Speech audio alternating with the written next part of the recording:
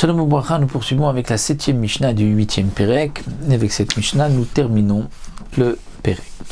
Lo yukonsim oto bechatzavim gdolim. On continue, nous sommes à propos du vin que nous avons utilisé pour le Bet Hamikdash, pour les Minchat Nesachim, le vin qu'on versait sur le Mizbeach. On ne rassemblez pas le vin bechatzavim gdolim dans de grandes jarres. De grandes jarres parce que lorsque ce sont de grandes jarres, ça donne un mauvais goût au vin. Et la bechaviyot, dans des petits tonneaux, des petites jarres. On ne remplissait pas le tonneau jusqu'en haut, afin que l'odeur du vin reste à l'intérieur. Lorsqu'on remplit le tonneau jusqu'en haut, à ce moment-là, l'odeur est obligée de sortir à l'extérieur. Lorsqu'il y a un espace d'air en haut du tonneau, donc l'odeur reste et ne sort pas du tonneau. Et nomevilomipia, lorsqu'ensuite on va amener du vin, on n'amènera pas le vin d'en haut, on va ouvrir le couvercle, on va se servir d'en haut. Mipne akmachim, parce qu'il y a comme de la farine, c'est-à-dire il y a des petits grains blancs qui se trouvent, qui remontent à la surface et qui ressemblent un peu comme de la farine. Donc, ces impuretés-là ne sont pas valables pour le vin du Mizbeach, velo mishulea mipne shmarim, ni du bas du tonneau, parce qu'il y a la lie qui se trouve en bas du tonneau. Et là, mevi mishlisha ou memtsa, on va amener mishlisha ou memtsa, c'est-à-dire du tiers ou memtsa et du milieu du tiers, c'est-à-dire que on va faire un trou au milieu du tiers, du deuxième tiers du tonneau, si on peut dire. C'est-à-dire vraiment au milieu du tonneau, on va faire là-bas un trou, on va mettre un robinet, et là-bas on fera sortir le vin pour la Minchat Netzachim. Ketzat ou Bodek, comment va-t-on vérifier? Comment va-t-on vérifier pour être sûr que le vin n'a pas d'impureté et qu'il ne rendra pas saoul?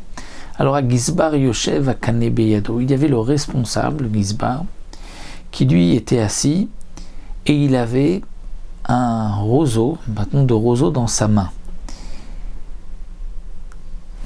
Zarak et Agid veikish bakane. Alors, Zarak et Agid, que signifie Zarak et Agid? Le Barthénois explique. C'est que lorsque on fait sortir le vin, et qu'à un moment il y a ce qu'on appelle le guide, c'est-à-dire guide, c'est comme un peu de lit qui va sortir, mais guide c'est,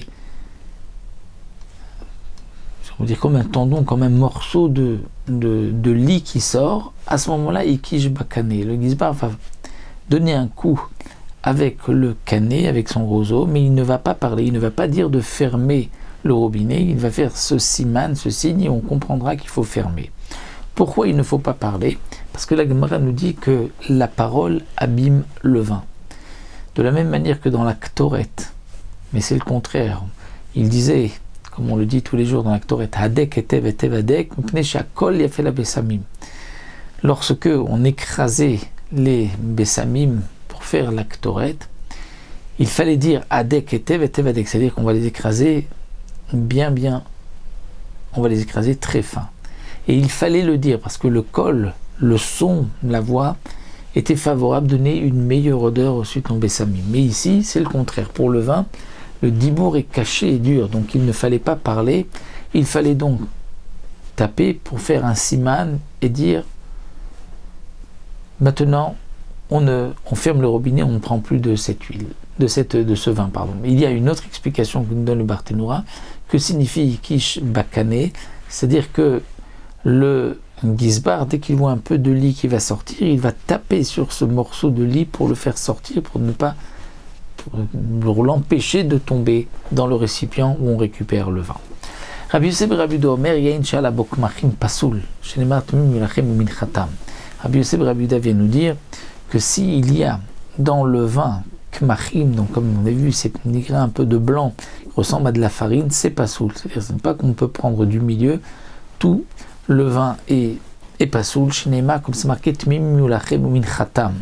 C'est-à-dire il faut que ce soit tmimim, parfait.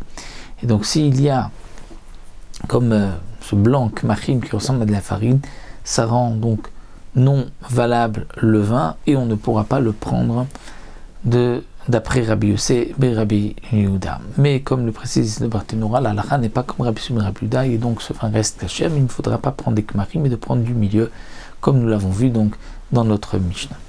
On va terminer le 8e Pérec, on se retrouvera à Bezrat Hashem pour le 9e Pérec la prochaine fois.